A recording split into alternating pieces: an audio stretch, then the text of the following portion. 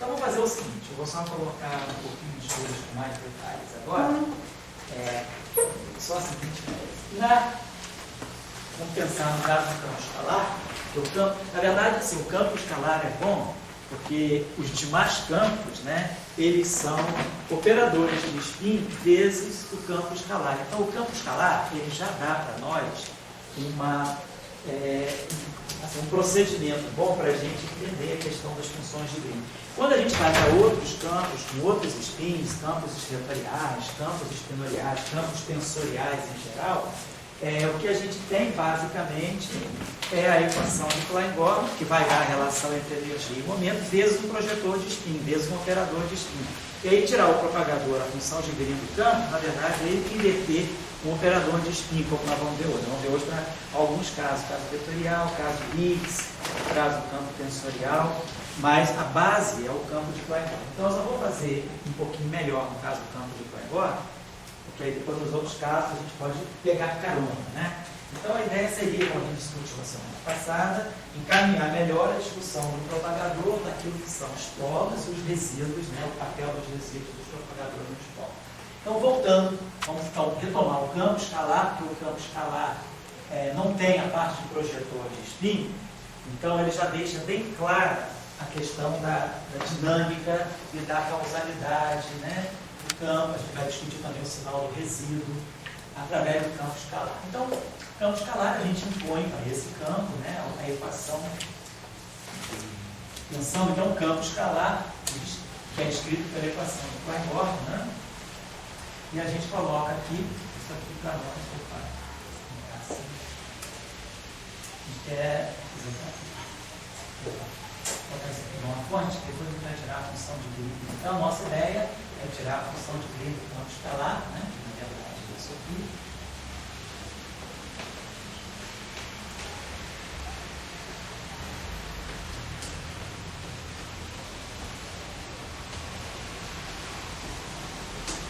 Isso aqui dá para nós a solução homogênea, que é a corrente do campo.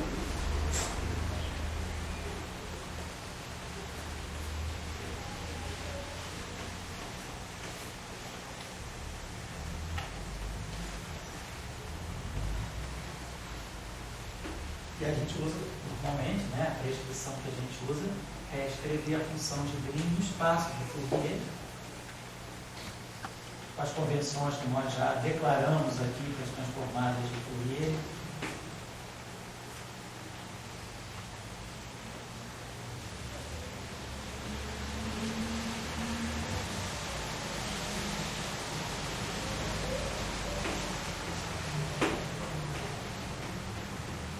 Tá? Então, se a gente bota aqui o D'Alembert mais N2, fica menos K2 mais N2. E aí cancela, isso aqui dá 1, isso aqui é a transformada de Fourier, que é a função. Então a solução é essa aqui. Então nós estamos diante dessa questão, né? Nós estamos olhando essa função de. No caso, né? No caso agora que nós temos φ, isso aqui é o campo φ clássico, né? No caso que nós temos agora o campo φ quântico, né? O campo φ quântico, assim, né? O campo φ sendo quântico agora, ele é um operador, né, sabe? Um operador ao qual nós impomos uma relação de comutação a tempos iguais, que é essa aqui. O φ, né, de Tx como momento canônico no mesmo instante de tempo y, dando I, H acordado, que a gente não declara, não escreve, não admite, mas igual a 1 delta 3 x não. Então, isso aqui é a relação de comutação entre o campo e o seu momento canonicamente conjugado, né? A tempos iguais, certo? Então, o que a gente vai fazer, né? Então, a gente está fazendo esse cara aqui nós sabemos. Φ aqui, né, usando a equação de Klein-Gordon, momento canônico conjugado ao campo φ, que é o dl desse ponto, é o próprio φ. na verdade, o que a gente tem aqui, né, é a relação de comutação do campo, sua derivada temporal, formada no mesmo tempo, né? Então, essa relação de comutação que nós estou colocando isso, que a gente vai querer, na verdade, a gente está definindo, então é esse objeto aqui. Vamos estivar o produto T de dois campos, né? O produto T ordenado de dois campos, P de X e de Y. É esse aqui que nós temos.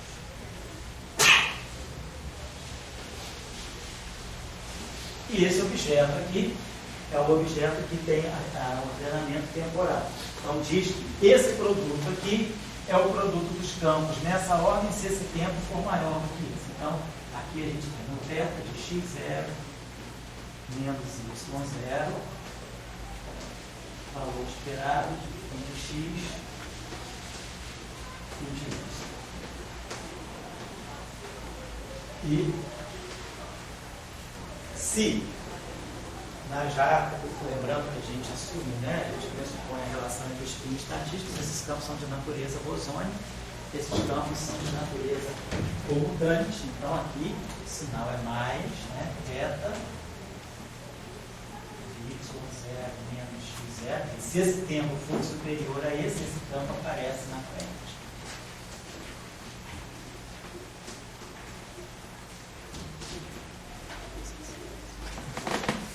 Então isso aqui é essa definição. Isso aqui para nós vai ser importante, né? Isso aqui para nós vai ser importante porque nós vamos querer, mais tarde, hoje ainda, fazer uma interpretação de leitura, né? Fazer uma leitura, na verdade, de normalização de estados, né? De estados de uma partícula, de funções de onda de uma partícula, a partir do propagador. Nós vamos querer ver que essa função de Green, porque isso é uma função de Green, nós vamos mostrar, é claro, ela traz uma informação sobre também os módulos, né, ou as normas quadradas das funções de onda associadas às partículas descritas pelo campo. Então, primeiro, isso aqui é um exercício simples, né? Só estou fazendo assim porque alguns de vocês podem nunca ter feito um curso básico de teoria de campo. Eu supus que teria um material de leitura da semana passada, quem quisesse consultar, ler algumas coisas, mas de repente também nem todo mundo teve tempo de ler. Então, eu vou fazer uma coisa simples aqui e depois eu vou fazer direto a interpretação. Vamos lá. Bom, então, o que a gente vai ter? Vamos aplicar esse objeto aqui. A gente quer ver que esse objeto aqui tem um caráter de função de Green. Então, vamos aplicar, claro, esse operador lambertiano na coordenada x mais L2 a esse objeto aqui. Vamos atuar com esse operador aqui, com esse operador diferencial, com essa equação de campo aqui, nesse cara. Depois nós vamos ver que quando os campos têm spin, a introdução do spin, ela nada mais é do que essa função de Green corrigida por projetores de spin. Mas o campo escalar, ele já dá toda a questão da causalidade, a propagação no espaço do envolve, já está contido no campo escalar. Então, bom, só vamos olhar isso aqui. Isso aqui, então, vamos sempre esquecer também o C1, né? D2, DT2, menos Laplaciano, mais N2. No fundo, é isso aqui que a gente vai estar aplicando. E imaginando que esse campo quântico, né? Em cima do campo quântico, nós impomos o campo quântico livre, né? Que é esse. Aqui eu estou omitindo. Daqui para cá, nós estamos trabalhando com um campo no sentido quântico, não estamos trabalhando no sentido da variável estocástica da integral de caminho. Nós estamos adotando a visão da quantização canônica, onde o campo se torna um operador. Portanto, ele satisfaz as relações de comutação. E um operador que toma valores num espaço de funções, portanto, num espaço que toma valores de distribuição que atuam no espaço de função. Então, esses campos são aquilo que a gente chama de operadores, né, valorados em distribuição. Operator Value Distribution. Distribuições valoradas de campo. Operator Value distribuições. Esse operator Value Distribuições não. Beleza, tá? Então são distribuições com caráter operatorial. Então vamos adotar esse ponto de vista aí, porque isso aí é importante na quantização canônica. Nem sempre a gente adota a quantização canônica. A gente tira assim, um pouco de cada coisa. Os esquemas de quantização, como eu falei com vocês, quantização canônica, quantização de integral de Camille, quantização de BRST, quantização estocástica, quantização de Epstein-Glaser, todos esses esquemas de quantização, né, eles têm que se demonstrar que eles têm equivalência equivalente. Então, algumas coisas a gente estuda no esquema, outras coisas a gente pode estudar no outro esquema, de acordo com a conveniência. Bom, então a gente sabe que esse campo, como operador, ele satisfaz, então livre, né? Estou agora esquecendo que tem a corrente, esse campo satisfaz essa equação, né? Não que esse campo aqui seja uma função que vai ser determinada por essa equação. Isso aqui continua um operador, mas o papel dessa equação de campo aqui é ditar a relação de dispersão, que na verdade o que a gente faz aqui é expandir esse nosso campo quântico, né, que é o operador, em termos, né, a gente joga o caráter operatorial para outros operadores. No fundo, o que a gente faz é isso aqui, a gente faz a transformada de Fourier dele,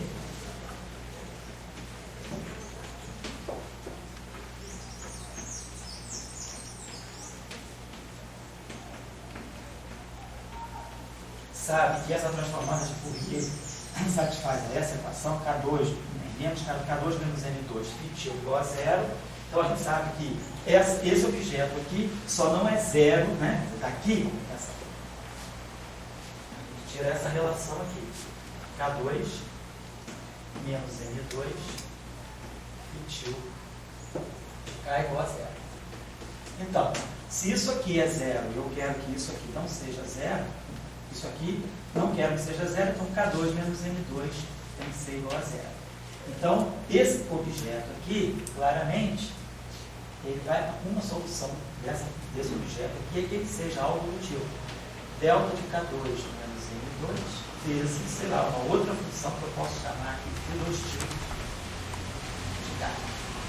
Então, automaticamente, porque K2 menos N2 vezes delta de K2 menos N2, nós conhecemos aquela relação x delta de x, né, é igual a zero. Na verdade, a gente usa isso, f de x vezes delta de x, que é o f de zero vezes delta de x. Então, nesse caso, x é zero. Então, a gente sabe que aqui vai ter o papel desse campo satisfazer esse operador, simplesmente é colocar esse delta aqui. Então, a gente sabe que, na verdade, esse campo, ele vai ser delta no espaço de momento, e aqui a gente pode botar alguma coisa que não será operatorial, menos kx. E aí a gente faz aquele famoso, eu vou fazer aqui, lembra da função delta de K2 menos N2, né? Lembra só desse fato aqui. K2 menos N2, eu expando aqui no coeficiente K0 ao quadrado, menos o ômega2, que nós definimos na outra aula. Ômega2 é o vetor K ao quadrado mais N2. E aí a gente pode expressar isso aqui é delta de K0 mais ômega, K0 menos 1. E aí a gente sabe aquela relação das distribuições, delta de f de x, né? A gente pode sempre escrever como somatório sobre as raízes, todas as raízes de f de x, de delta de x menos x0, sobre o módulo do f' de x menos f de x0. Então é aquela relação que a gente consegue escrever a função delta de uma função. É o que eu tenho aqui. Aqui eu tenho delta de K0 ao quadrado. Então, eu tenho a função que eu tenho aqui é K0 ao quadrado menos ômega 2. Então, as raízes são K0 igual a mais ômega, K0 igual a menos ômega. Então, eu posso expandir isso aqui como sendo delta de K0 mais ômega. A derivada 2K0 sobre módulo. Então, a gente vai ter delta de K0 mais ômega sobre módulo de ômega, mais delta de K0 menos ômega, sobre o módulo da derivada. A derivada é 2K0, no ponto ômega. Ômega, por definição, para nós, é mais, né, na aula passada nós tínhamos visto, por definição, ômega é mais a raiz quadrada de K2, mais N2. Então, no fundo, a gente expande isso aqui, o K0 mais ômega e K0 menos ômega. Então, na verdade, eu vou poder expandir isso aqui como dois operadores. Então, o que acontece aqui, em geral, eu coloco isso dessa forma, né? Sobre ômega, a gente pode colocar assim. E aí aqui eu posso colocar expandido dessa forma, com A de K, menos KX, mais A de K, menos K,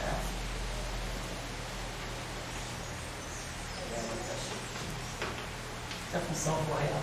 E aí, D4K, quando a gente faz a integral, a gente pode fazer isso aqui da coeficiente delta de K0 mais ômega, como eu botei aqui.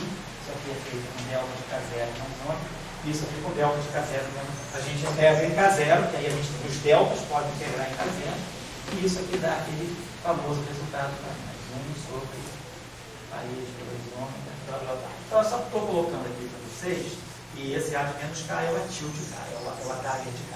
Estou só colocando que essa equação, então, ela serve, né, no formalismo canônico, quando a gente impõe a equação de campo para o operador, a gente não está dizendo que o operador tem o mesmo status que a função, que o campo clássico de ser uma função determinada por essa equação através das condições de contorno. Não, a gente está dizendo que esse cara ainda é um operador, continua sendo um operador, só que a equação de campo ela é dada para poder regular a relação de dispersão das ondas planas, em termos das quais eu expando esse campo. Então é isso que essa equação está dizendo. Então, o campo quântico satisfaz essa equação nesse sentido. Então, como vocês veem aí nos livros, em geral, a gente pega o campo escalar real de Planck e expande daquele modo, né? Integral D3K, né? Sobre 2π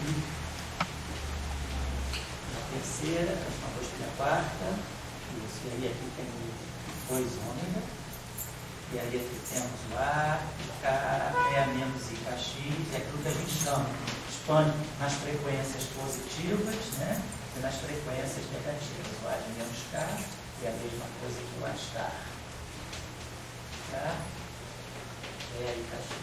Então, onde esses objetos aqui são operadores. Então, o caráter operatorial está nesses coeficientes e a relação de dispersão, que é K2 igual a ômega K0 ao quadrado igual a ômega 2, ela está embutida, já que aqui nessa onda plana, o K0 já está suposto que é aquele ômega, né?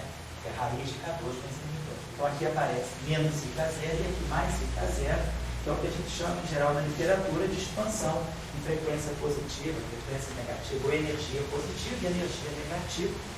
E aqui a gente fala da antipartícula. Isso vai ficar claro, a questão da antipartícula. Tá? Então, eu só estou chamando a atenção para isso, porque às vezes o estudante, quando vê isso pela primeira vez, acha meio estranho que, na versão quântica, o campo também satisfaz a equação de Planck-Gordon. Ele não passou a ser função por causa disso, ele continua sendo um operador. E o papel da equação de Planck-Gordon, o papel desse operador aqui, é simplesmente regular a relação entre energia e momento para a onda plana, que depois vai ser interpretada como partícula.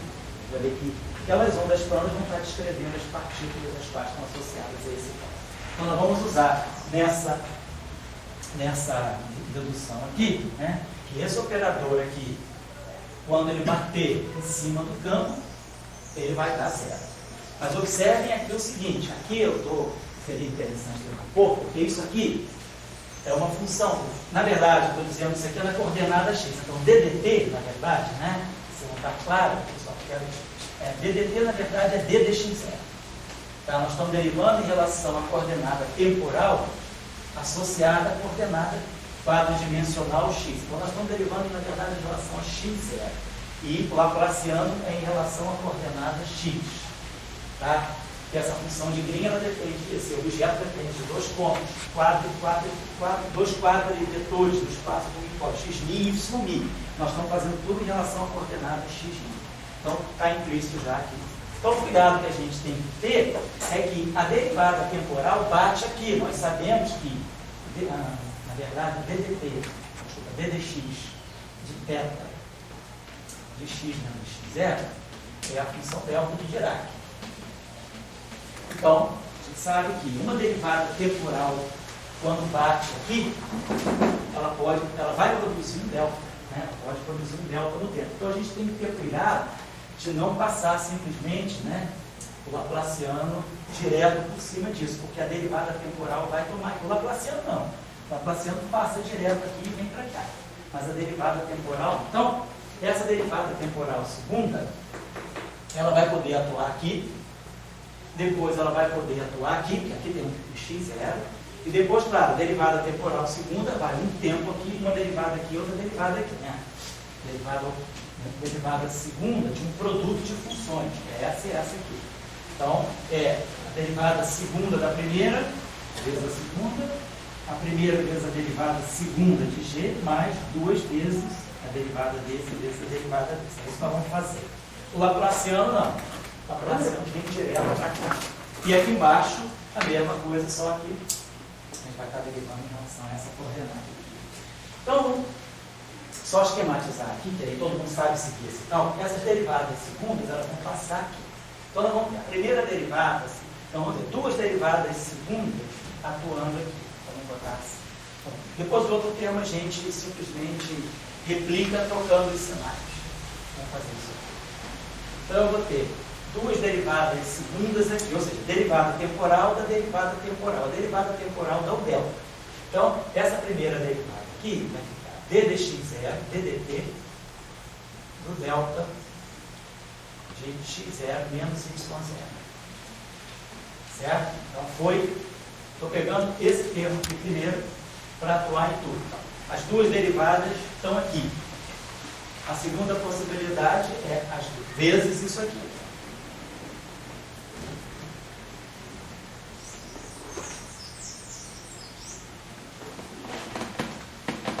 Segundo termo, as duas derivadas temporais estão aqui.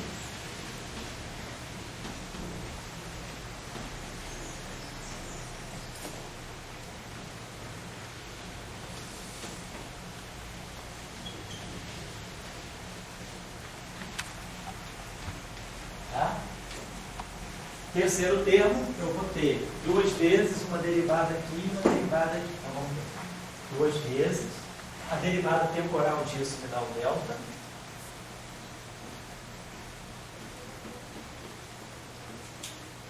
E aqui nós vamos ter. Aqui vai ser a derivada desse cara em relação a t. Então vai ficar aqui bom.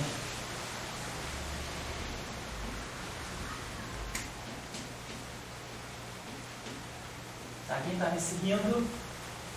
Vendo? Quem está seguindo meu erro, se tiver erro, né? Quem está acompanhando esse Renato. Então, as duas derivadas temporais atuando aqui, aí a primeira derivada temporal da derivada da delta, então tá, vezes isso aqui. Mais duas derivadas atuando aqui, mais duas vezes uma derivada aqui, outra derivada aqui. Agora a mesma coisa para o segundo termo. Então, no segundo termo, nós vamos ter ddt. Quando eu derivar esse termo aqui agora só, quando eu fizer a primeira, vamos ter duas derivadas temporais aqui. Quando eu fizer duas derivadas temporais, eu vou ter ddt do θ de y0 menos x0. Mas eu estou derivando em relação a essa coordenada aqui. É isso aqui, tá? Menos, né? Eu derivo em relação à diferença, tá? E derivo isso aqui em relação a x0, em relação a x0. Dá menos, tá? Menos delta de y0 menos x0. Só que lembre-se que a função delta de Dirac é uma função par. Eu posso trocar a ordem aqui, mas esse sinal menos vem porque é a falta disso. Eu estou derivando em relação a esse termo da diferença. E mantenho esse termo. Então, esse termo aqui vai vir com o sinal menos. Menos ddt do delta de x0 menos y0. E aí, opa, esse pedacinho aqui livre.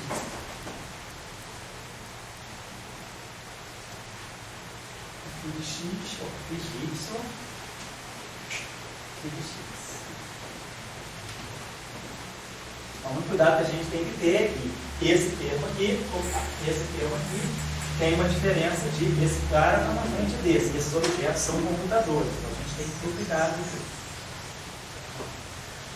Tá certo.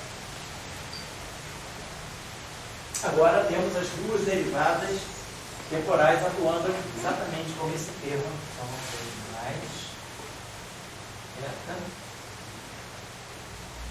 x0 menos y0. E aí as duas derivadas temporais atuando aqui de y.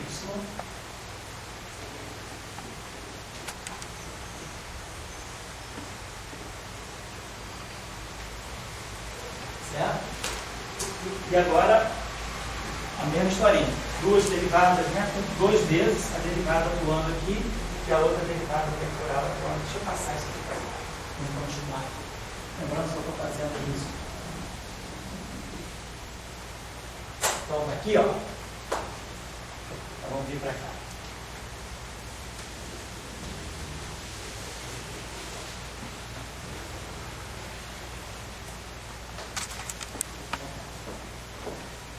Agora duas vezes, aí vai ter a mesma historinha que nesse termo aqui.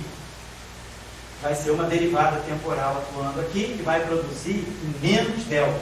Menos o delta de Dirac, porque eu estou derivando em relação a x0, tem esse sinal menos aqui. Então, o parceiro desse termo aqui vai ser menos 2. A função delta é par, então fica x0 menos y0. Termo aqui, e agora a derivada temporal atuando aqui nesse termo, né? Então,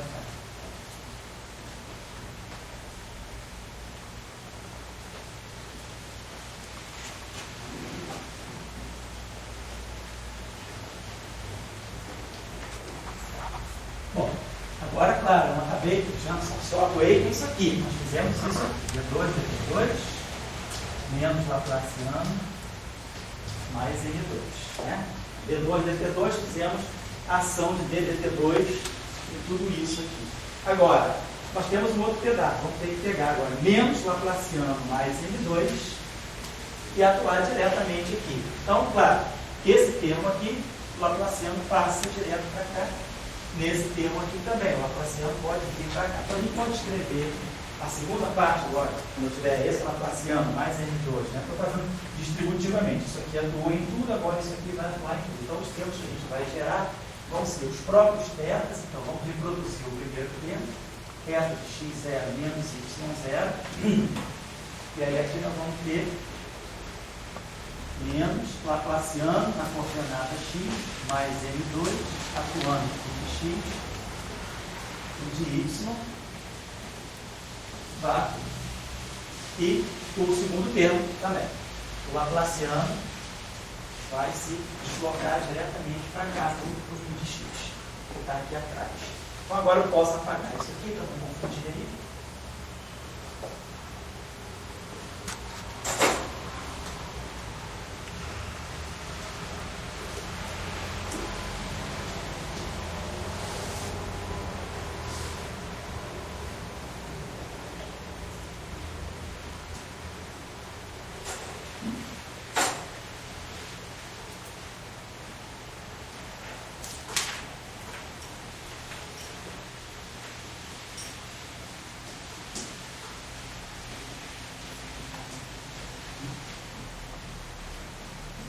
Certo, pessoal? Tá? Então a gente atuou no fundo, o que eu fiz foi isso. Peguei aquela grandeza que eu tinha definido, o produto, o valor esperado no VAR, do produto P, aqueles dois campos, do produto P ordenado, a gente chama de produto ordenado temporalmente, os dois campos, e expandimos em função das tetas, né, da função de heaviside, e aplicamos o operador de Klein-Bordel, da Lambertiano mais M2, que seria composto desse modo. Então, vocês observem o seguinte, esse termo aqui, tem um teta livre. Se junta com esse termo aqui. Tem um teta livre. Então, basicamente, esses dois termos vão dar D2, dt2, menos Laplaciano, mais M2 atuando em φ. Então, dando exatamente a equação que nós impomos sobre o campo. Então, nós vamos produzir da Lambertiano mais M2 atuando em φ. Né? Quando as duas derivadas chegam aqui e pegam o Laplaciano mais M2, elas voltam para se dar da Lambertiano mais M2. Então, esse termo aqui, junto com esse termo aqui, formam algo que é zero. Vou produzir da Lambertiano mais M2 atuando em φ, e isso é zero. E a mesma coisa vai acontecer aqui. Esse termo aqui, aqui ao contrário, né? Aqui está, tá certo. E até da y, 0 menos x, né?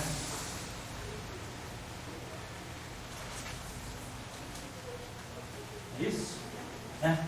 Então aqui tem 1, 2, 3, aqui também está tudo trocado. Aqui é, desculpem, aqui é até de y, 0 menos x, tá? Perdão aí que não tinha. Aqui sim eu posso trocar.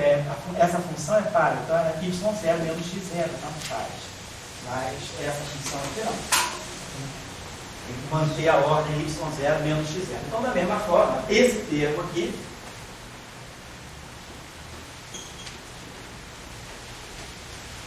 está junto com esse aqui. Mesma coisa, vai produzir D'Alembertiano mais M2 atuando no φ que está escondidinho. Então, esse termo aqui junta com esse aqui para dar zero. A gente já limpou esses termos aí. Então, agora, claro, a gente tem a atuação desse termo aqui e desse termo aqui, e temos esses dois termos aqui. Nós temos um delta, aqui nós temos um delta também. Deixa eu fazer uma coisa. Tem um detalhe, acho que tem um fim ponto. Né? Tem um fim ponto, obrigado, senhor. Aqui, né? Obrigado, Bruno. Tá certo. Eram duas derivadas, as duas derivadas. Uma derivada temporal veio para cá, e a outra derivada temporal veio para cá. Obrigado. Então, só para não ficar sobrecarregando, quem está copiando ou olhando, vou apagar os termos que já se cancelaram. Vamos trabalhar os termos que sobraram.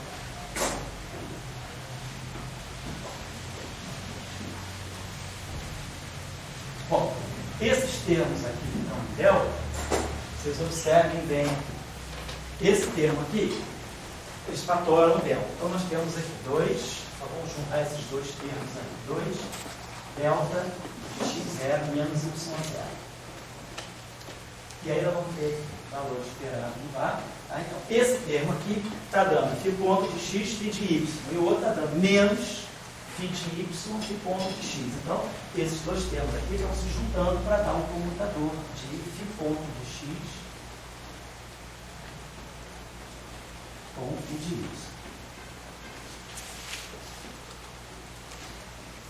Valor esperado lá. Tá? Então, só esses dois termos aqui.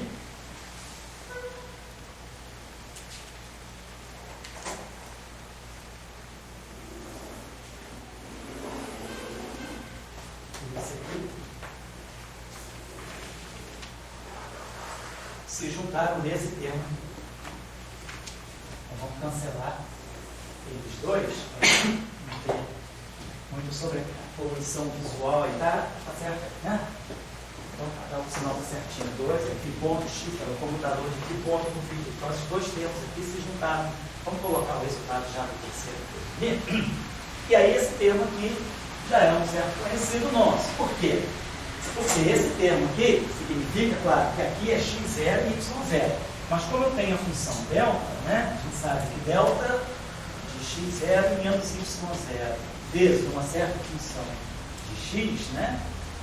x0 x, ela é a mesma coisa que o f de y0 x delta de x0 menos y0.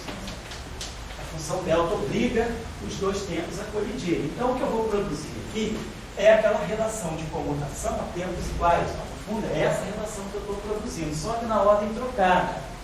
Porque eu estou produzindo aqui φ ponto de x com φ de y. Eu posso escrever essa relação aqui como sendo menos 2 φ de y φ ponto de x. Então, isso aí vai dar i. Então, vai produzir aqui para nós menos 2i delta. Delta não morre não, delta persiste, né? É isso aqui. O delta, ele transforma o argumento da função, multiplica ele, mas a delta persiste. Eu estou usando isso aqui, que é f de x vezes delta de x menos a é igual a f de a vezes delta de x menos a. Então, fica o delta de... E aqui nós vamos produzir um i. Isso aqui, então, vai dar para nós vácuo dá 1, estou normalizando, vamos supor que o vácuo seja normalizado a 1, isso vai dar um 1, vai dar uma função delta, que não atua nesses estados, é um operador multiplicativo. Então isso aqui já botei o I aqui e está me dando aqui o delta espacial. Essa é uma parte. Então, aqueles dois termos colidiram para isso.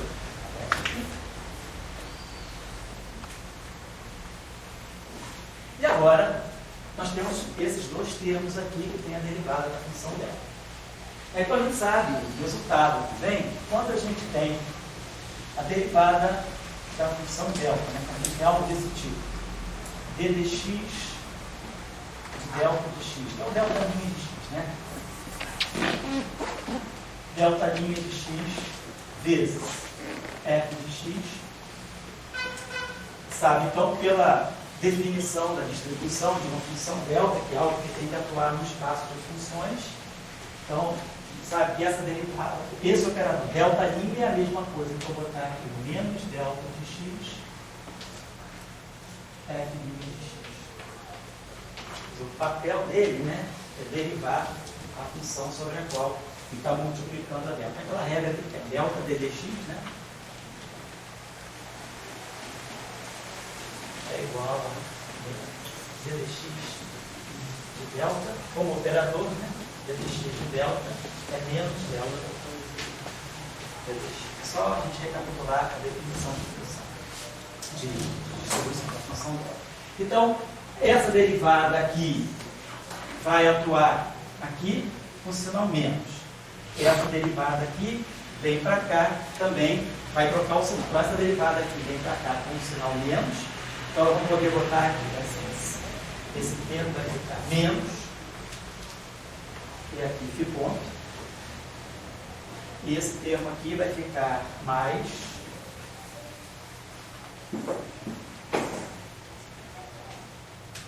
Né? E aqui fica ponto. Vou botar assim, ponto aqui, né? Delta de x, delta de y, está certo, né?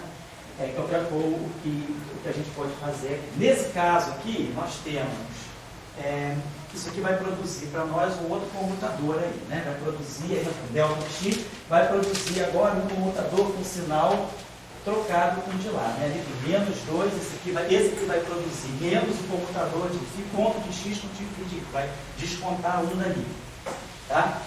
Esse aqui, o φ ponto, já apareceu na frente, né? Então eu vou ter que fazer a mesma troca e vai ficar com o sinal trocado. Então, esses dois termos aqui se juntam, dá licença, com aquele ali para diminuir de menos 2.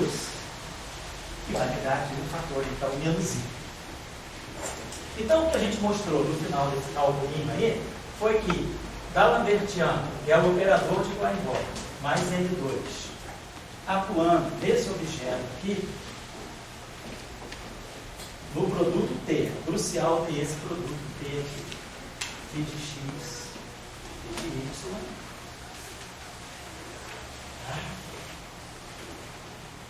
Isso aqui dá para nós menos i delta 4 de x, né? Os dois se juntam para dar a função delta no espaço do Minkowski. Então tem uma relação aqui, ó, menos i, só isso. Então a função de Green, então a gente vê que esse objeto, na verdade, a gente pode dizer o seguinte: menos i é 1 sobre i. Então esse i vem para cá. Então, no fundo, o que a gente está dizendo aqui, isso aqui, no fundo, o que a gente está dizendo aqui, i vezes esse objeto aqui, no fundo, estou dizendo isso tudo aqui, ó, faz o papel da função de Green do campo de Klein-Bach, agora na versão quântica. Certo? Então, esse produto ordenado no tempo desses operadores de campo, a ordenação temporal, me faz com que esse objeto aqui assuma o papel de uma função de Green. Então, o que a gente está vendo aqui, a função de Green, essa função de Green que está aqui, ó, é I vezes isso. Então, esse propagador aqui é esse objeto aqui é 1 sobre i de g. Então a gente pode dizer o seguinte: 1 sobre i é menos i. Então isso aqui vai ficar i e aqui vai ficar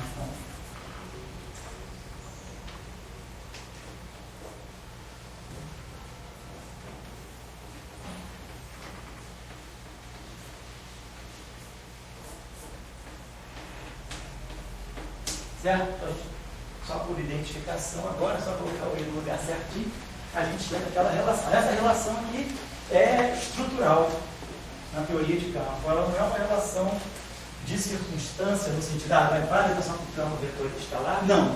Ela é uma relação universal.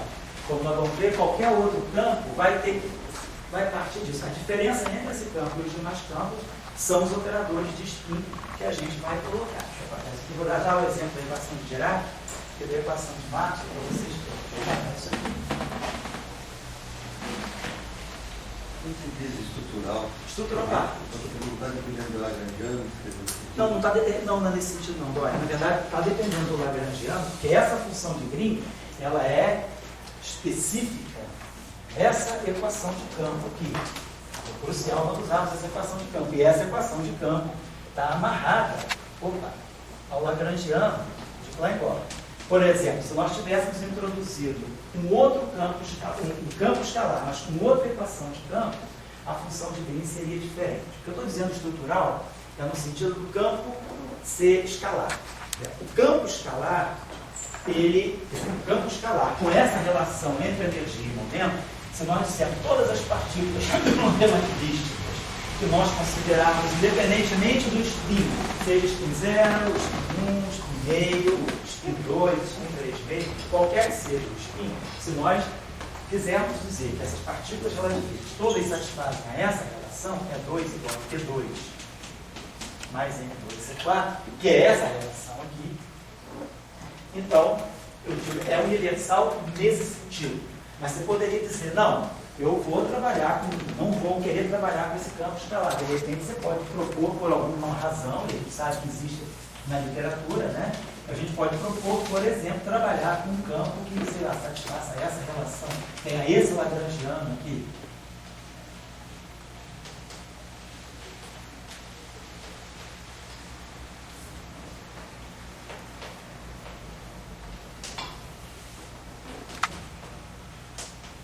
Tem um Lagrangiano diferente. Isso já me traz para uma função, uma equação de campo, que vai ser menos D'Alembert-Stiano, e aí aqui mais D'Alembert-Stiano ao quadrado, menos M2, φ. A equação de campo é essa. Então isso aqui já me traz para uma relação de dispersão diferente. Isso aqui vai me dizer que K2 menos φ K4 menos M2, né? Menos M2 igual a zero. Essa é a relação de dispersão. Então a relação de dispersão mudou. A relação agora isso aqui é mais complicado, porque isso aqui é K0 ao quadrado menos K2 ao quadrado. Então é uma relação quântica agora na energia. Eu tenho que K0 ao quadrado, aqui eu vou ter que φ vezes K0 é a quarta potência. Então é uma equação de ordem quântica da energia. Então isso me traz uma relação de dispersão diferente, pode aí trazer modos de física, tipo que não vai discutir isso aqui agora. Então eu estou dizendo isso. Se eu mudar o Lagrangiano, eu estou então introduzindo para derivadas superiores, eu estou mudando a relação de dispersão, então eu estou mudando essa função de Green aqui. Isso aqui é D'Alembertiano, isso aqui é dμφ menos M2. Agora, se eu fizer isso para o campo escalar, e fizer isso semelhantemente, por exemplo, para o campo de Dirac, para o campo de Maxwell, eu posso pegar o Lagrangiano de Maxwell, que é menos 1/4 de F1 ao quadrado. Menos 1/4 de F1 ao quadrado é isso aqui. Isso aqui agora seria para nós mais φ sobre 2 é D'Alembertiano F1, D'Alembertiano F1. Esquece o termo livre de massa, vamos supor que a gente não tenha colocado pronto. Então, aí sim, esse Lagrangiano vetorial, ele está seguindo a mesma formatação de energia que esse Lagrangiano de Klein-Bach. Então, eu estaria dizendo o seguinte, que a função de Green desse nada mais vai ser do que a função de Green desse corrigida por operadores de spin, como a gente vai ver depois. É isso que eu estou querendo dizer. Então, é universal no sentido de que, se você fixa a relação entre energia e momento, as partículas que você quer descrever por esses campos, aí você pega o meu campo escalar, vai me descrever essa relação entre energia e momento. Ou essa relação entre energia e momento. Daqui sai uma relação, deixa eu apagar aqui um instantinho só.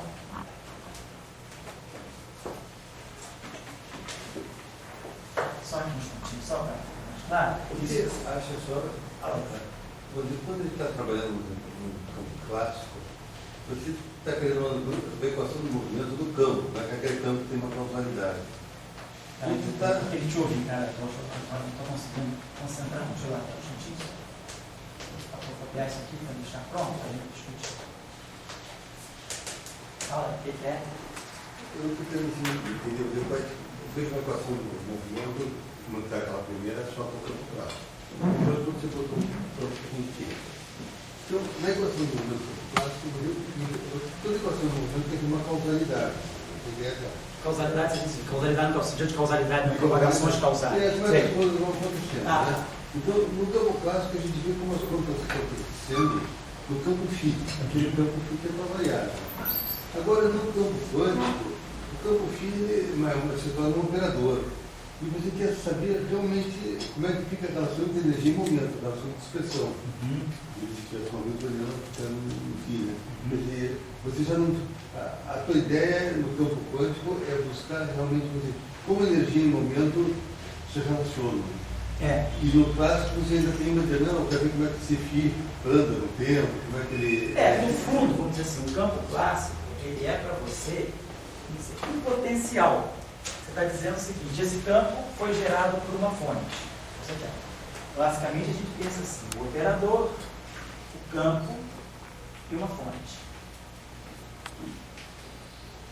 Então você quer saber, essa fonte, ela está ligada a esse campo, por essa dinâmica aqui. Então a partir da fonte eu quero determinar o campo. Você determina o campo, é como você determina, ou não, você determina a excitação que criou-se no espaço-tempo devido a essa fonte. E, na linguagem jargão, a gente fala o potencial, dessa carga.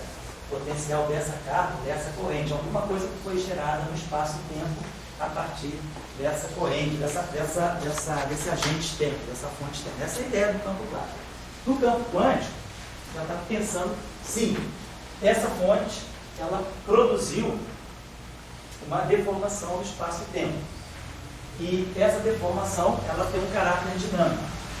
E, na maioria das situações, então essa deformação, essa excitação que essa fonte produz no espaço-tempo, eu estou chamando desse campo. E, em muitos casos, como é o caso que a gente vai ver ali, esse campo está associado à excitação, essa onda correspondente a esse campo, ela tem uma interpretação de partícula, pode ser porque nós estamos dentro dessa visão, onde nós estamos já, agora, quando a gente vai para o caso quântico, a gente já está trazendo a visão dual, de que energia, de que a energia pode ser de natureza corpuscular, pode ser matéria, e matéria pode ser uma onda, pode ser uma energia. Então aí a gente já traz essa interpretação dual, que é justamente isso que eu ia colocar aqui. Isso aqui é uma relação de dispersão para ondas. Então se a gente olhar o problema clássico, isso aqui é uma onda que está se propagando com essa relação entre ômega e K, que é ômega 2. Isso aqui é ômega 2. Esse ômega 2 aqui já não é mais aquele ômega 2 que nós tínhamos fixado. Quer dizer, não é K2 mais N2, porque a relação de dispersão, eu tenho que determinar esse ômega em função do K. No caso, lá em Gordon normal é ômega 2 menos K2 menos N2, que está naquela equação lá, então é menos K2, então essa equação fica na aquela mais N2, esse aqui é menos K2, fica K2 menos N2 igual a zero. Então a relação de dispersão que a gente tira é ômega 2 igual a K2 mais N2. Aí você entra com a interpretação. Essa aqui é uma frequência, então H cortado ômega, você vai multiplicar tudo por H cortado ao quadrado, você vai ficar é 2, H cortado K2, H cortado K é o momento, mais N2, esquece o H cortado, teria isso aqui, também teria um C2, C4, aqui estou esquecendo o H cortado e o C. Então a gente transforma uma relação de dispersão numa relação de energia e momento. E aí aqui, nessa hora do campo, essa relação entre energia e momento, ela na verdade, está aqui no propagador, no colo do propagador, ele está trazendo essa informação, a gente vai interpretar isso, como a gente vai ver depois, como partícula. certo? Então, nesse sentido, né, nesse sentido de causalidade que você está falando, no campo quântico a gente já começa a jogar a informação para a descrição da partícula que pode estar associado a ele. Agora, não necessariamente um campo está sempre associado à partícula. Não sei se vocês conhecem essa linha de pesquisa bem nova que tem agora, de 5, 6 anos, mas de 3 anos para cá teve um pico que agora está diminuindo, que é o chamado de Unparticle Physics, né? Que é justamente trabalhar, desvincular às vezes a noção de campo à partícula. Que a gente está acostumado a associar campo com partícula. Agora a gente começa a querer ver o que é um campo que não descreve partícula, que ele pode descrever.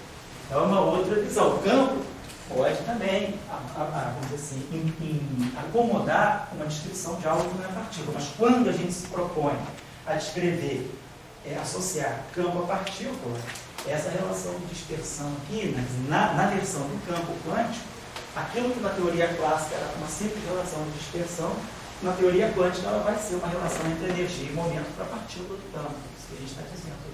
Mas só vou dizer o seguinte, agora minha burrice. Eu entendo o seguinte, quando ele dá a sua dispersão, existe física clássica, onda, assim, é uma coisa. Das ondas, né? Já está falando com a palavra quântica. A minha quântica é muito quando tem aquele Hzinho. Então, pois é, e a gente jogou ali o H cortado. Mas eu não posso fazer essa. Nem só uma coisinha só, desculpa, Eduardo, só uma coisinha só. O tempo todo, ela está namorando um H cortado aqui em cima. Porque aquela relação, só para lembrar o pessoal, essa relação, quando a gente tem que XP é H cortado, agora, para campos, a gente tem que a coordenada X é o campo φ de T no ponto X. Quem é a coordenada π, no caso do campo de Klein-Gordon, φ ponto T na coordenada I. Então, estou pegando essa relação de comutação agora, tempos iguais. Isso aqui é a velocidade do campo, da mesma forma que isso aqui é a velocidade associada à partícula. Isso aqui é I, H coordenado, delta.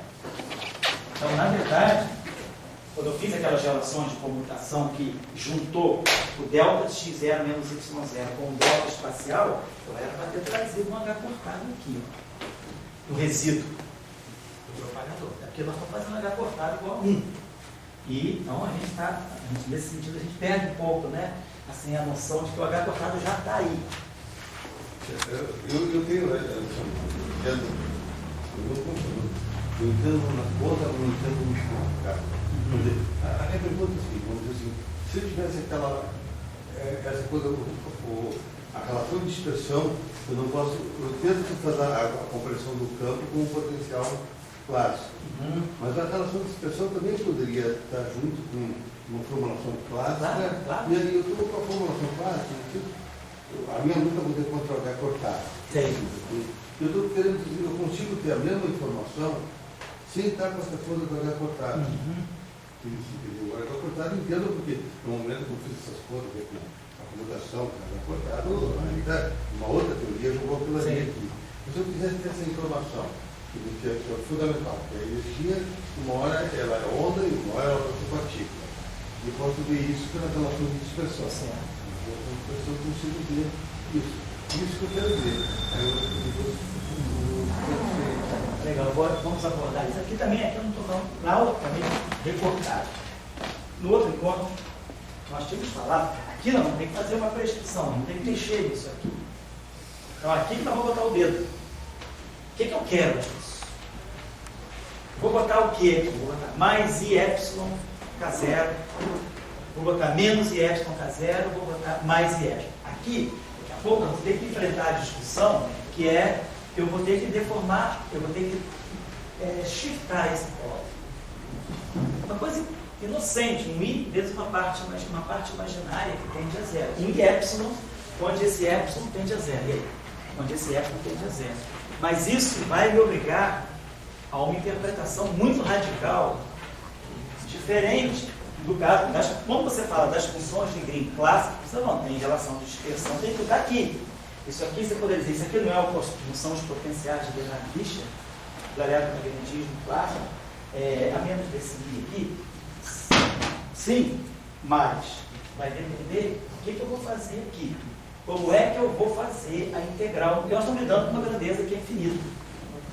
E aí, na hora que eu vou trabalhar com esse infinito, eu vou ajustar esse infinito para servir para a física clássica ou para servir para a física quântica.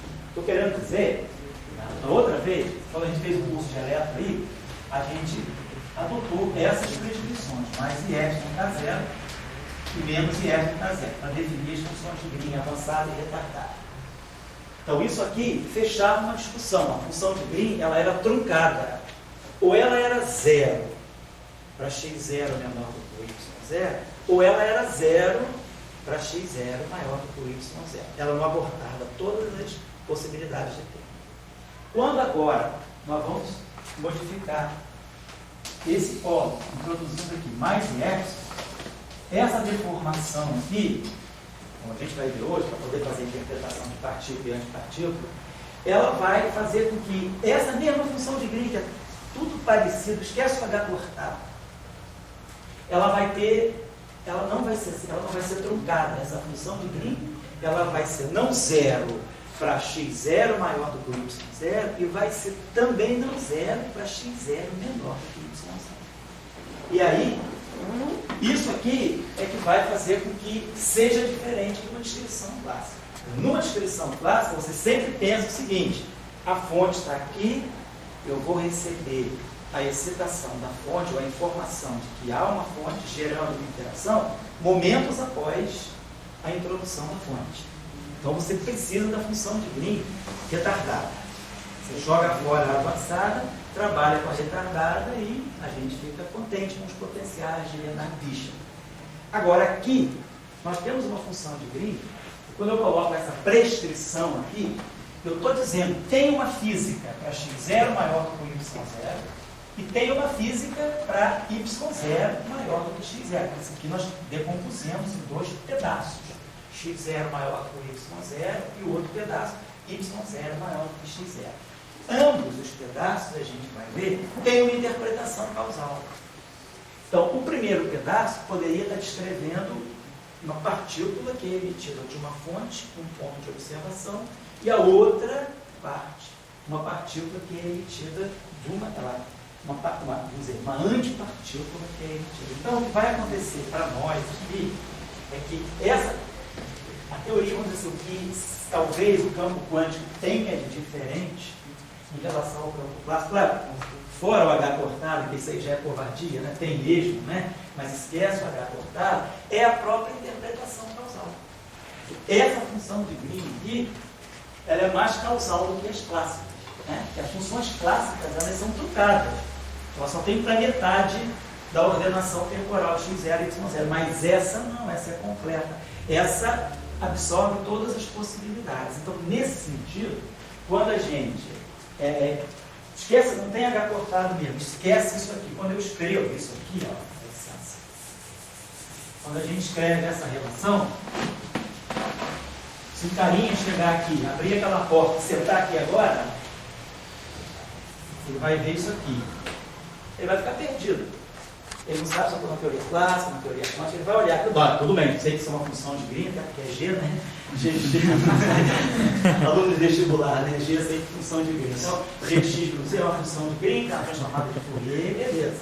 Então, agora, se o carinha chegasse aqui, ninguém falasse nada para ele, e ele encontrasse isso aqui, tá ali, cara, o cara está dando aula de elétrica. A gente já aprende isso, né? Aí, se o carinha chegasse aqui depois, encontrasse isso aqui, e o cara está tendo aula de teoria quântica de campo. Então, aquele polo ali, ele faz esse trabalho para você. Ele te diz se o campo é clássico, está colocado ali, está te dizendo se o campo é clássico ou quântico, porque ele vai te dar agora uma função de Green que serve para x0 maior do que y0 e serve para x0 menor do que y0. Quer dizer, aquele epsilon ali está fazendo esse trabalho aqui. E aí a gente tem uma interpretação causal para isso. Isso aqui significa, né, para quem fez aquela breve revisãozinha do formalismo canônico, isso aqui significa o seguinte: quando eu escrevo isso aqui, θ de x0 menos y0, é o que eu estou copiando aqui.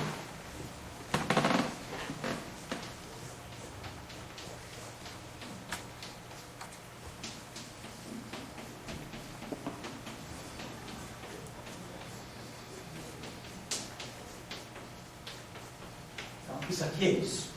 E isso aqui, por acaso, satisfaz a função de... Beleza, mas o que é isso aqui? Isso aqui está me dizendo o seguinte: se x0 for maior do que y0, se esse tempo aqui for maior do que esse tempo aqui, esse termo não existe. A função de Heaviside se anula porque esse argumento é negativo. Esse termo morre. Então, na situação x0 maior do que o y0, isso aqui vale 1. E isso aqui está dizendo o seguinte: esse campo cria um quantum num instante de tempo y0, na posição y. Esse quantum se propaga até o ponto x, no instante x0 posterior, maior. E esse quantum é aniquilado. Então, você cria um quantum desse ponto y, no instante de tempo y0. Ele se propaga até o instante x0 na posição x. E desaparece. Isso aqui, por isso que esse elemento de matriz não é vivo. Então, você tem uma interpretação causal da x0 maior do que o y0. Agora, se você fala, não vou considerar x0 maior do que o y0, eu vou considerar y0 maior do que x0. Então, quem é 0 agora é isso. Quem é 1 é isso. Mas aqui é a mesma coisa. Esse tempo é maior do que esse. Mas essa organização aqui está me dizendo o seguinte: esse campo cria um quantum no instante x0 inferior, um ponto x, essa partícula se propaga de x até y, onde ela é destruída no instante y0. Então, todos os dois eventos são causais. Primeiro, criei a partícula, deixei ela se propagar e ela foi aniquilada. Então, eu tenho dois eventos causais descritos aqui, coisa que eu não teria aqui. Essa prescrição aborta, né? Essas duas prescrições aqui abortam uma das situações, ou x0 maior que y0, ou y0 maior que x0. Então, essas funções que vêm aqui são trucadas. Ela só tem para metade, né? Ao passo que essa aqui não, essa função de... Então, quando eu colocar esse e epsilon aqui, o que eu estou fazendo é isso aqui. Então, é nesse sentido, Dória. Não é só o Dória, para vocês, né? Não sei se eu estou sendo claro o suficiente, é a minha visão, também não significa que vocês têm que comprar, mas eu aprendi assim, me ensinaram assim, eu acho que eu entendi assim, é que o campo quântico, no sentido, né, tá certo, a gente carrega o H cortado é intrínseco, né, mas esquecendo o H cortado, tem algo mais aí, que é essa questão da causalidade, da criação e da destruição. É isso que eu acho que é um evento quântico. Aliás, é daí que, desculpa, só para finalizar, é daí que a coisa nasceu. O Dirac, quando fez o paper dele de 27, sobre a teoria quântica, a emissão e absorção da radiação eletromagnética, quando pela primeira vez se quantizou um campo, e Dirac começou quantizando justamente o campo eletromagnético, ele quantizou nessa visão de criar, emitir fótons ou absorver fótons. Então, fótons aparecem, fótons desaparecem, porque tem um campo que é responsável por esses processos. E esse evento, então, é causal nesse sentido. Então, essa prescrição, o fato de você dizer que agora esse objeto aqui, na teoria quântica, é uma função de Green, com essa prescrição de causalidade, significa que nós vamos ter que colocar fazer esse deslocamentozinho do polo. Então, eu acho que aí está o fato quântico. Se tinha H cortado ou não tinha, claro que a gente já trouxe o H cortado, como eu falei com vocês, quando a gente introduziu a relação, né, quando a gente botou aqui o I, né, que apareceu por causa de lá, e aqui ficou aquela função de Green ordenada, né? Então, quer dizer, o H cortado está aqui, nós estamos colocando. Mas, mesmo se o H cortado valesse 1, digamos assim, eu estaria certeza que eu estou na teoria quântica por causa disso aqui, porque isso aqui vai me dar uma função de Green com dupla causalidade, nesse sentido. Eu acho que aí está dando um pouco a pergunta. Eu acho que a teoria de campo, que ela cria e solve a partícula, está no princípio já, né? Então, quer dizer, uma coisa que Agora, se isso para fazer criar precisa de H cortado, é uma outra questão. Sei. Então, quer dizer, eu acho que, vamos dizer, a palavra teoria clássica está entendido. Agora, você poderia ter uma teoria quântica que não precise do H cortado. O H cortado, quando você está dizendo que tem H cortado, está assumindo uma história muito profunda atrás. Não, o H cortado não bastante. A questão também é eu sempre me concluo, porque eu consigo compreender uma teoria quântica, criação, distribuição, uma propriedade, aí a gente seguir. Mas se precisa do H cortado, junto, essa fica a questão de discussão. Você colocou o H cortado porque nós estamos descrevendo partículas, vamos dizer, submicroscópicas, partículas microscópicas. Nós já estamos assim, dentro da postura de que nós estávamos na mecânica quântica. Mas a mecânica quântica já começou a apresentar falhas, limitações. Então eu cheguei nas portas da mecânica quântica. E aí falei, o que fazer para estender, sair dessa limitação que a mecânica quântica está me dando. Então eu já estava num mundo com H cortado. E aí eu quis resolver algumas limitações que esse mundo de H cortado me dá. Então eu passei da mecânica quântica para a teoria quântica de campo. A partícula deixou de ser partícula e eu passo a associar ela a um campo. Então eu jogo a física da partícula, diluo a física da partícula no campo. E aí trago H cortado. Agora a pergunta é, se eu não colocasse H cortado, colocasse só a relação de comutação, e ali, se eu não impusesse que φ com π e H cortado delta, bota I delta, eu teria algo causal desse tipo. Agora, a pergunta é, o que eu estaria descrevendo? A pergunta é, será que algum sistema macroscópico, eu posso descrever algum sistema macroscópico usando a teoria, não clássica de campo, mas usando a teoria quântica de campo, está usando o ferramental da teoria quântica de campo no sentido de propagador, ou no sentido de causalidade, no sentido dessa interpretação. Então, uma teoria quântica, nós sabemos o seguinte, a gente não precisa necessariamente descrever partículas elementares. A gente sabe que a gente pode descrever excitações que são compostas. Numa teoria quântica de campo, nós podemos descrever estados ligados de partículas, não só partículas fundamentais. Tem a formulação que é conhecida como Bethe-Salpeter, eu vou resolver problemas de estruturas mais compostas a partir da teoria quântica de campo. Mas a questão é, independentemente do H cortado, quando eu imponho essas relações, o que eu vou estar descrevendo? O que a gente sabe que a gente faz isso para descrever uma física microscópica, que eu já estou numa escala onde H cortado começa a ser sentido. Quando eu estou falando de H cortado, eu estou falando disso. Eu estou falando, por exemplo, de regiões. Eu estou começando. Se eu falo de uma partícula e eu falo que eu estou me aproximando dessa partícula a uma distância que já pode ser dessa ordem, uma coisa eu poderia dizer, não, eu estou a distâncias que são muito maiores do que H cortado e MC. Então, esse H cortado MC, ele me dá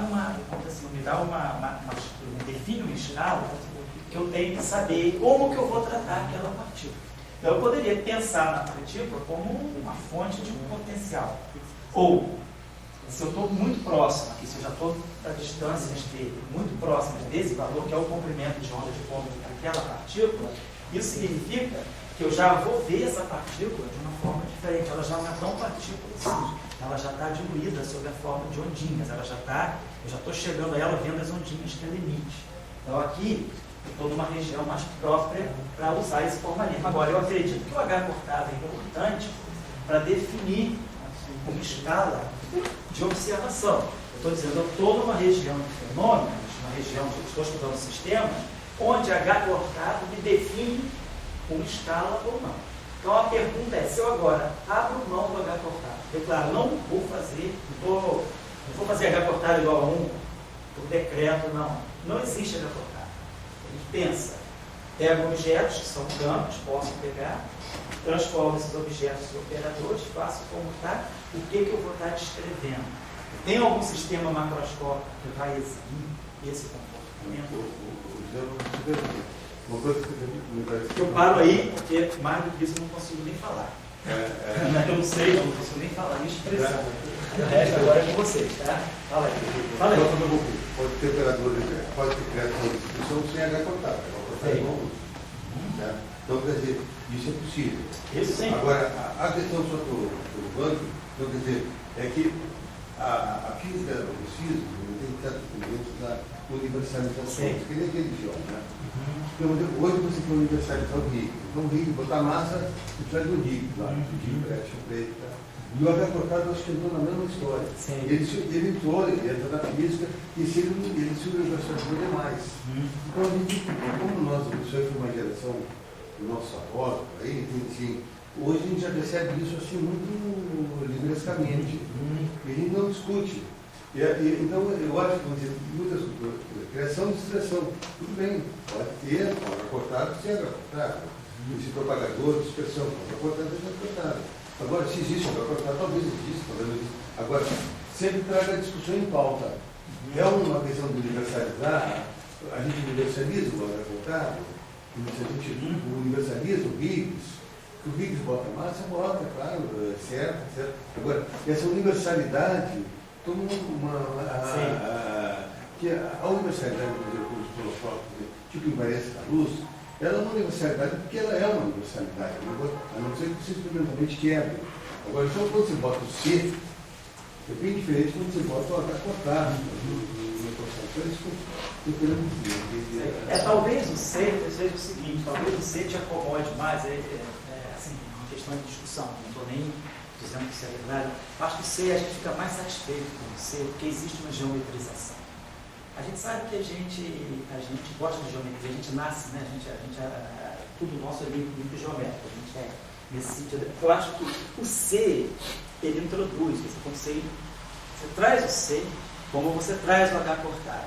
Só que o H cortado, você traz de uma outra maneira, você traz porque você está querendo modelar alguma coisa que é muito pequena. O C, ele te introduz uma estrutura geométrica, você chega à noção de espaço-tempo, você tira um grupo de Lorentz, você tira o princípio de simetria. Então o C, ele tem todo um enxoval de coisas que também a gente gosta, sistematiza. Você tem um grupo de Lorentz, tem uma representação de representações, representação de partícula, você tem estrutura de cone de luz, daí viaja, passa para o grupo conforme.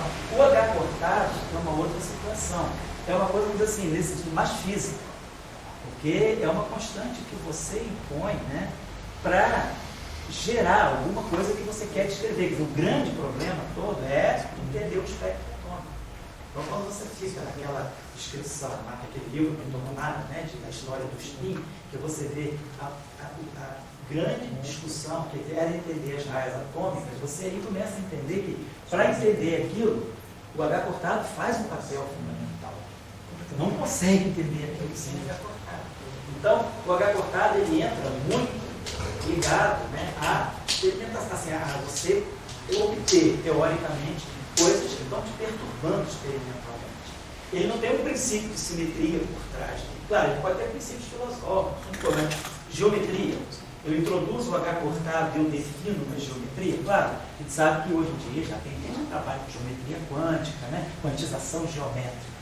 Isso é uma coisa que teve muito em moda no final dos anos 70 por causa da quantum gráfica. Então, existe um método geométrico ou quantization. Né? Isso até era feito bastante bem lá no grupo de competência forte na Europa sobre isso. Era aquele grupo lá em Dublin, né? Onde o Advanced Studies Center, ela não estava errado e perfetiva, não era ele que fazia isso, mas tinha um grupo lá que falava de a quantização, a geometrização do H cortado, da mesma forma que se geometriza o C. Então aí, isso aí dá um conforto maior, porque você começa a ver que não é só você colocar essa constante, define, ela tem associada a si uma organização geométrica. Eu acho que isso aí pode deixar a gente mais à vontade. Agora, nós, teoria quântica de campos, e a gente importou o H cortado e universaliza o H cortado, porque a gente já sabe que a gente está lidando num domínio da natureza que é comandado. Tudo é medido em função de H cortado. H cortado é que vai definir escala de energia, H cortado que vai definir escala de comprimento. Então, o H cortado é o Coringa, que define todas as escalas. Então, já está nesse mundo, e aí você traz o H cortado. Eu acho que é só por isso. A lei dessa premissa, ele traz a mecânica quântica. Sim, claro. Então, Isso aí que eu sigo, você está dando, o pessoal está falando de capitalismo, a fotografia do mal está aqui. Então cria, de repente ele entra assim, uma constante, você bota isso aqui, mas de repente esse cara ele sabe bem o que quer. Traz toda uma mecânica quântica, o colapso, a função, todos esses papos aí, ele traz. E ele não se livra desses papos, tem tudo aí.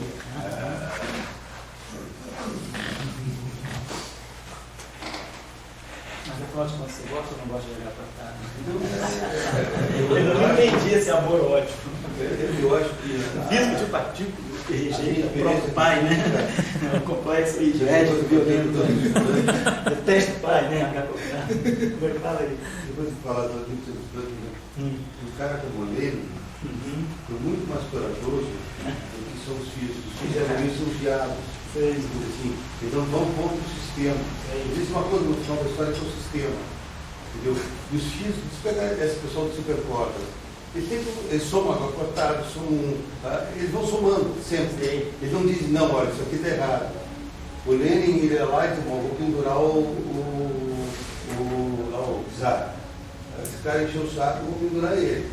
Então, eu sou contra uma coisa. A física atual sempre vai somando, é um cesto. E esse superstring é o maior cesto que tem. Eu acho que usar o H cortado já era para ter tido um debate e o pessoal não conseguiu. Você ficou fora do campo, de campo, e da outra teoria de campo seria muito mais forte, não precisa da mecânica quântica. Entendeu? Foi um caminho, daí depois de muito caminho. Então eu acho que o problema da física é que o pessoal não... da física são os físicos. Não, o pessoal não tem esse espírito ali. Mas olha, pensa bem, desculpa, mas acho que tudo isso, vocês têm que falar também, cara, essas coisas, não sou eu que estou falando, porque parece que eu estou aqui discutindo, falem também o que vocês acham, vocês leem, vocês são muito informados. Por exemplo, eu não acho que os físicos sejam tão bundinhas assim nesse sentido. Cara, quando o Planck botou lá assim, H cortado, quantização da energia, cara, os caras, assim, os pioneiros da mecânica quântica, eles romperam, cara, com o pensamento, eu não digo até mais do que Einstein. Assim, os caras romperam com o pensamento, assim, que era tudo determinado. Eu não entendo de história da ciência, não, mas eu estou falando assim pelo que a gente vê, né, da evolução. Cara, chegaram para explicar a radiação do corpo negro, né, para descrever o corpo negro, postular a emissão quantizada de energia, é uma coisa tão simples, né? Botar H-Ni, para cortar do ômega, mas é uma mudança de pensamento tão grande. Se a comunidade de física naquela época fosse grande e talvez tão capitalizada quanto hoje, talvez a reação fosse muito maior, porque você estaria mexendo com bolsas, com projetos grandiosos, aquilo ali podia estar desestruturando um sistema muito mais organizado. Naquela época as coisas eram meio artísticas, né? Então, mas os caras estão muito corajosos. Eu não teria coragem, assim, eu dizer que a energia quantizada, cara, eu ia pensar nisso muitas vezes, eu acho que ia morrer, isso foi esse segredo. Claro que eu nem conseguiria pensar nisso, mas se eu pensasse, eu acho que eu teria medo também. Eu acho que os caras estão corajosos. A discussão não é ignorante. Sei. Claro que todas as coisas foi feito, às vezes, o problema é que depois as coisas vão tomando universalizações. E você, cada geração que nasce, você vê uma montanha de coisa. Claro, já recebe isso. E daí você recebe aquilo já como uma montanha e aquilo é uma universalidade. É uma coisa você ser leninista hoje em dia. Quer dizer, não tem no sentido que tinha numa época bolchevique, assim. Então você percebe o seguinte, essas montanhas, cada geração recebe uma montanha. E tem um outro caminho. O Planck, ele não pegou o caminho da montanha, que era talvez a tecnologia do Marx, ele pegou um outro caminho. Depois o caminho dele se tornou montanha, nesse sentido que... É que hoje a gente está vivendo, né? Quando as pessoas querem publicar paper, a melhor maneira de publicar paper é juntar o cesto. Não, claro. Você muitas coisas no centro e muitas coisas no plano que você está lá, mais funções. É que a gente está vivendo também, né, Dora, um período assim, digamos, agora que a gente tem, assim, essas coisas viraram tecnologia também. Eu penso assim um pouco, posso estar errado, assim. Antigamente, isso era, enquanto isso era ciência básica, isso era discussão de ideias, eram princípios, eram teorias que estavam sendo construídas, ficava, vamos dizer assim, num domínio e a gente, assim, até respeitava mais esses caras. Pô, os caras eram pensadores, assim, os caras... Hoje, essa coisa virou tecnologia. Hoje, quer dizer, você bota H cortado na vida diária. H cortado está presente em todos os momentos quase da nossa vida, né? E a gente descobriu que H cortado está presente na fotossíntese, em coisas que a gente nem imaginava também.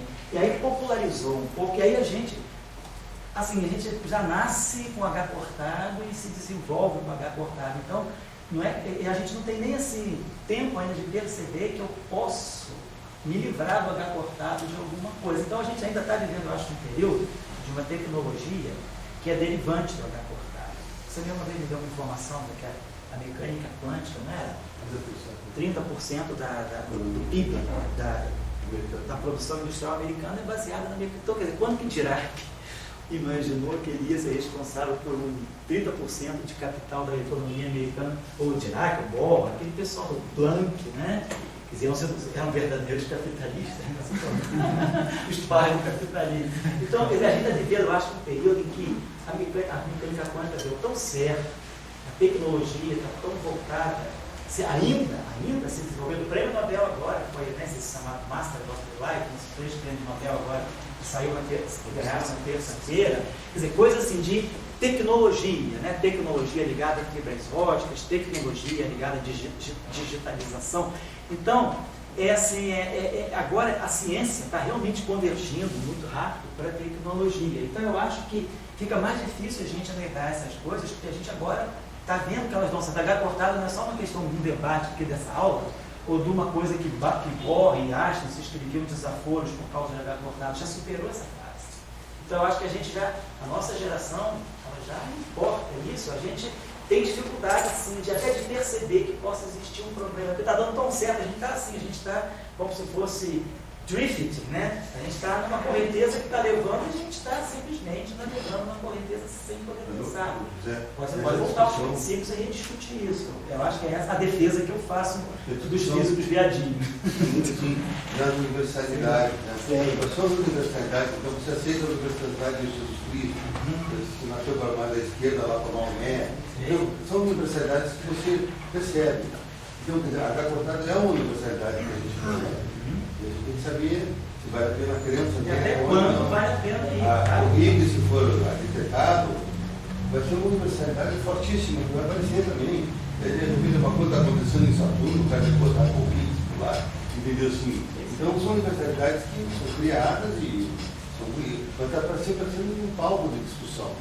Então, quer dizer, quando a gente está falando de H cortado ou da velocidade da luz, são universalidades, assim, então tem que ter uma reflexão. Não, eu acho muito bem-vindo. Eu não me importo de passar 1 hora da minha aula falando dessas coisas, não, porque é até uma oportunidade de eu falar de coisas que às vezes eu nem pensei. A gente lê, vai fazendo cálculo, vai trabalhando, não para pensar nessas coisas. Eu acho muito bom, né? Se vocês não se importarem da gente levar. Agora é importante vocês falem também, porque vocês sabem essas coisas. Vocês também têm visão própria de vocês. Eu não estou ensinando nada.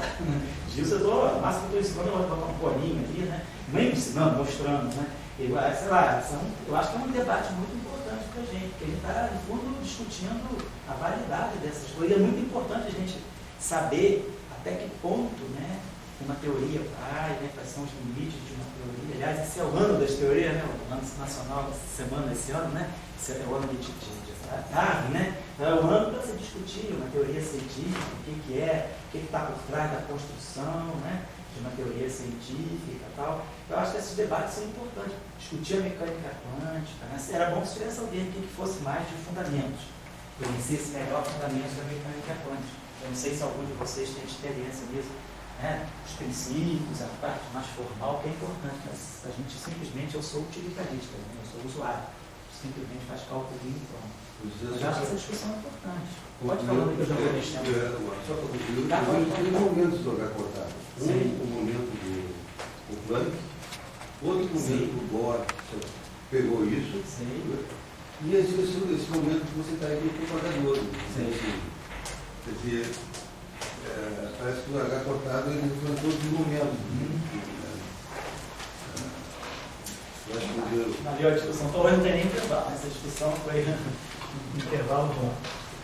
Bom, qualquer coisa vai falando aí, cara. Aqui é o seguinte, pessoal, então só vamos voltar ao que a gente já tinha falado, que é quando a gente separa isso aqui, a gente está vendo que a gente vai, vamos definir essa grandeza, ômega, né, mais raiz quadrada de K2 mais M2.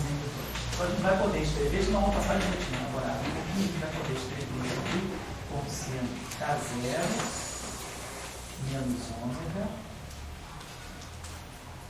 mais epsilon sobre 2.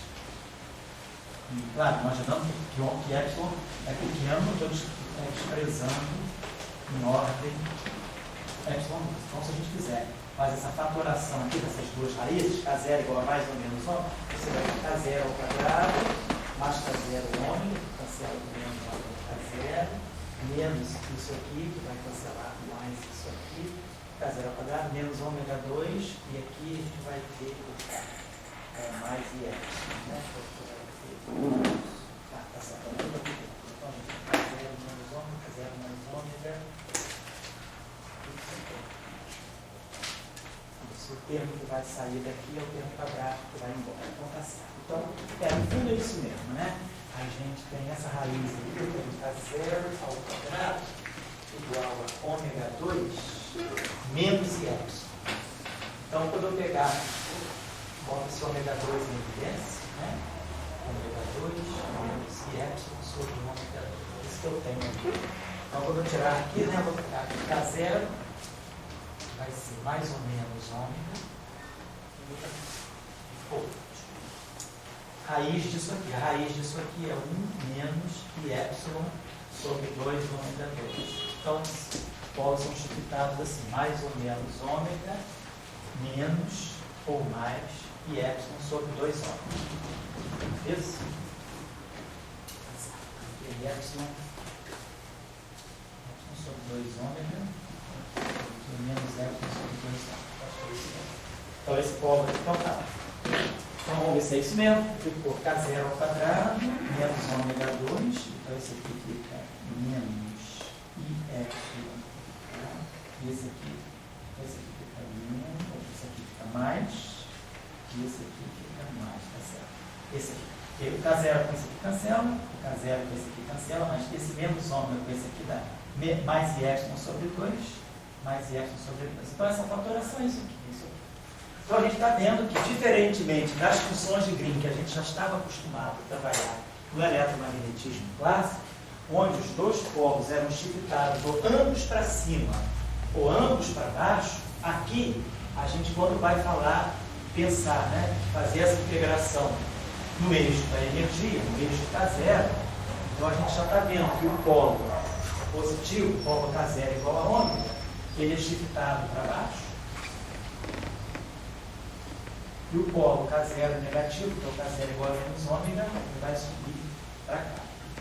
Então, o que a gente está observando agora é que eu tenho os polos separados nas duas regiões. Então, se eu fizer o fechamento do contorno aqui, eu tenho polo aqui.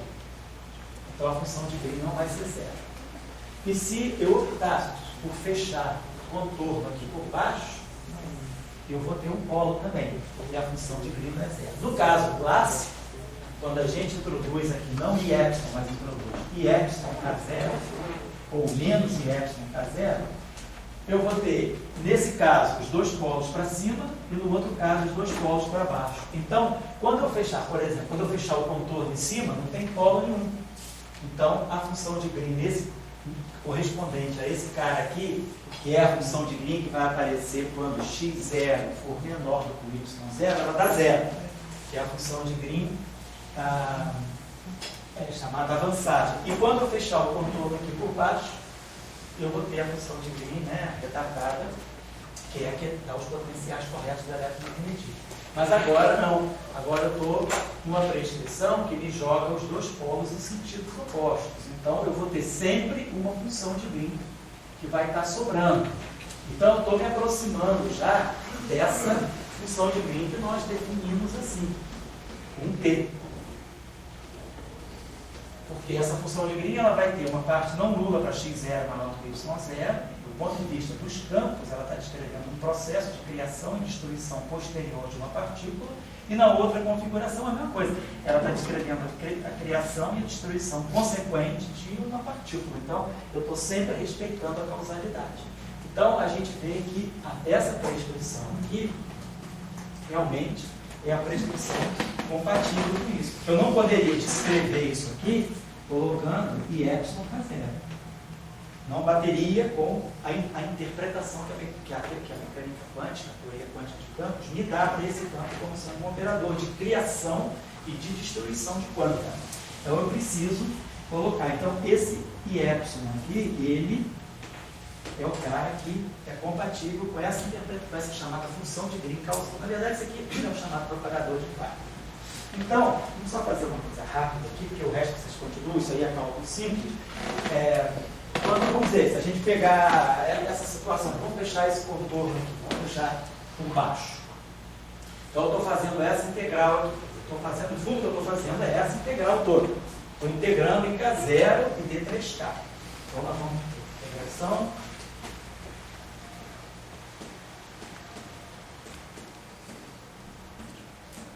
Estou só fazendo o que eu estou calculando é a transformada de Fourier daquele x. Estou fazendo aquilo lá. Não estou dizendo isso aqui. Isso aqui é.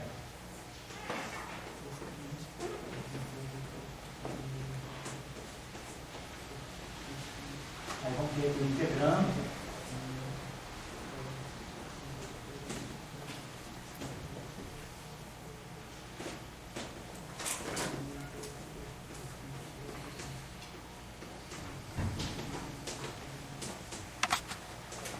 Né? Esqueci. E aqui vezes a onda planinha.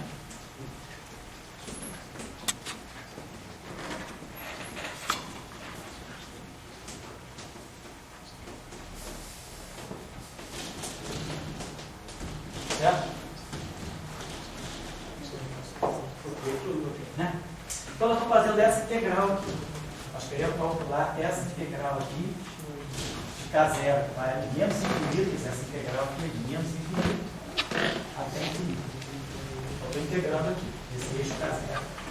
E aí, para eu integrar nesse eixo K0, se eu tivesse os polos aqui, eu estaria integrando em cima de uma singularidade. Então, isso aqui me deslocou e está me dizendo que eu posso. Então, vamos fazer essa integral, porque o polo não está no fotômetro de integração. Então, o que eu quero é calcular essa integral aqui. Então, vamos dizer, integral de menos infinito é infinito por dk0. É isso que eu estou fazendo. Mais a integral no semicírculo inferior. Nesse semicírculo inferior. Então, eu estou fazendo uma integral nesse contorno. Estou só fazendo essa integral mais essa integral nesse. Para poder ir de menos infinito a mais infinito, claro, é um contorno infinito. Vamos botar aqui um C infinito, vai ser que é um contorno que tem área tendendo ao infinito. Então, quando eu faço essa integral aqui, eu estou integrando uma função complexa que tem um polo. Então, pelo teorema de Cauchy, isso aqui vai dar 2π vezes I, vezes somatório dos resíduos, né, do integrando dos seus respectivos polos. Nesse caso, eu tenho um polo só, então eu vou ter um resíduo só. Nesse polo aqui, que é o polo ômega menos epsilon sobre 2. Esse é o polo que está aqui. Bom, então, quando eu vou calcular o resíduo num polo simples, né, simplesmente a gente sabe, o resíduo num polo simples, de uma função complexa, se o polo Z0 é o limite de Z menos Z0 vezes F de Z. Isso quando o polo é simples, é o caso aqui. Esse aqui é o polo simples. Isso aqui é um polo simples. Se o polo fosse duplo, por exemplo, se fosse de ordem N, né, então o resíduo no polo Z0 de ordem N, ele é o